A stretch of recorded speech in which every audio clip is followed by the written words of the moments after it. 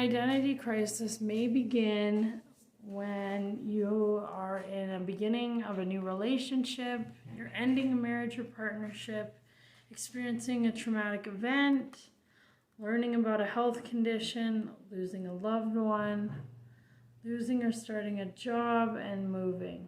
So these are all triggers that I guess can give you an identity crisis. Now, I haven't gone through anything traumatic in a year and 1 month, but I do keep on remembering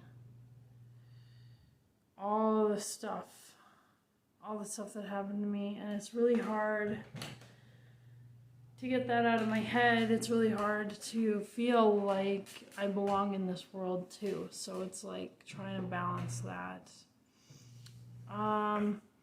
Research also suggests that there are a number of factors that can influence whether a person experiences what is often referred to as midlife crisis. So we all know what that is too. Such factors include health issues, stress, and social support. Having a mental health condition also, such as depression, bipolar disorder, and borderline personality disorder, may also increase the likelihood of experiencing an identity crisis. So I have borderline, and it's most of the time I'm okay, but it's just every month I tend to go through a week phase where I'm like, oh my god, I can't do this anymore. I'm so overwhelmed. I don't know what to do. Right now I got really overwhelmed over my future. So I was like, how am I going to find a job? Where am I going to be able to find a job that doesn't stress me out too much because of the mental health issues? And what am I good at? I don't even know what I'm good at. I don't have hobbies. I don't do anything except for yoga, not even yoga anymore, but watch TV, cycle. So I have a cycling trainer bike right over there. So I ride that a lot. I go for walks, but sometimes, it isn't enough. So, yeah.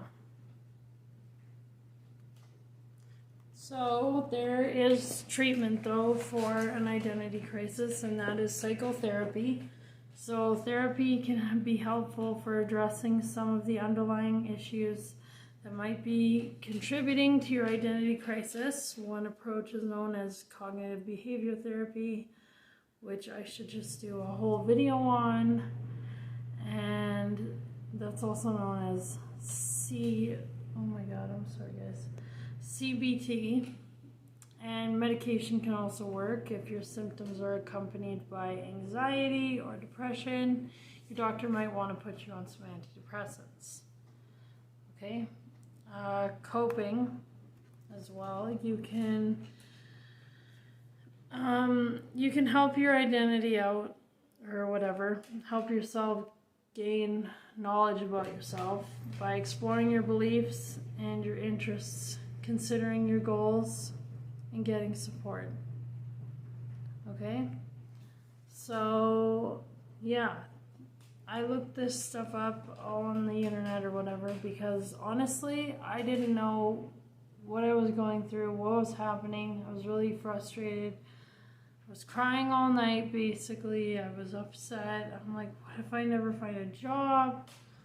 What if nobody wants to hire me because of my mental illness, if they find out? Because I definitely wouldn't be telling my employer about that. But if they found out, what would I do? Just stuff like that was really stressful. So yeah, I'm gonna stop rambling. Anyways, that wraps up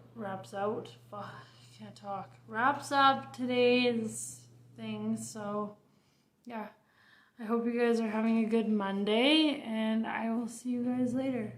Okay, bye. Hey guys, welcome back to my channel.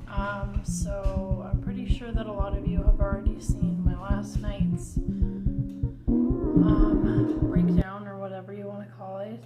I think I'm going through a identity crisis.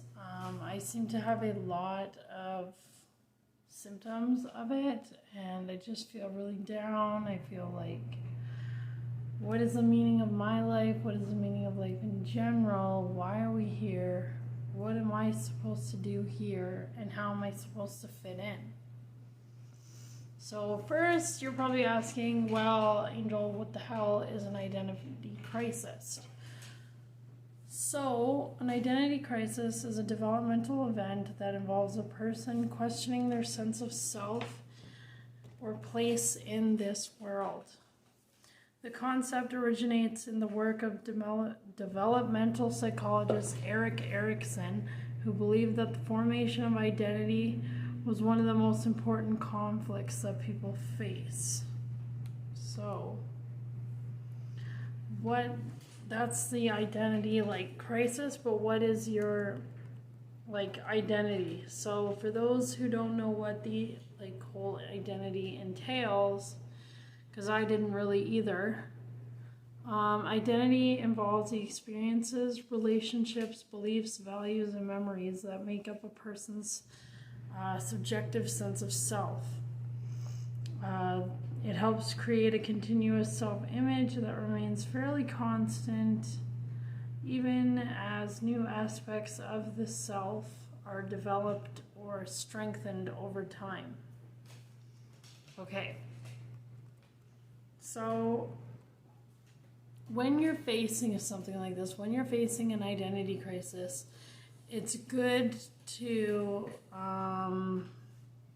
ask, these, or not ask, but these are the questions you're probably going to ask your mind, which is, what am I passionate about, hobbies or work or just in general?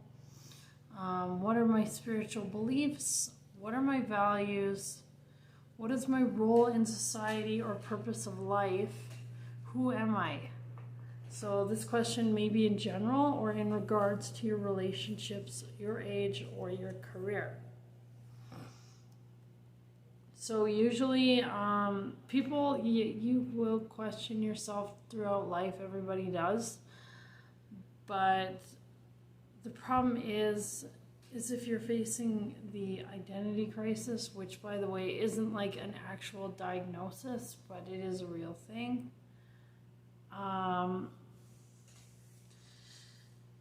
If you are going through a big change or a stressful time in your life and the above questions begin to interfere with your daily life, that is when you're going to start feeling depressed, you're going to start feeling low in your moods, your loss of interest is going to happen, you're fatigued, and you're irritable because you're like, well, what is my purpose? What am I supposed to be doing here? I feel like there's just no place for me. I feel out of place. I don't know what to do.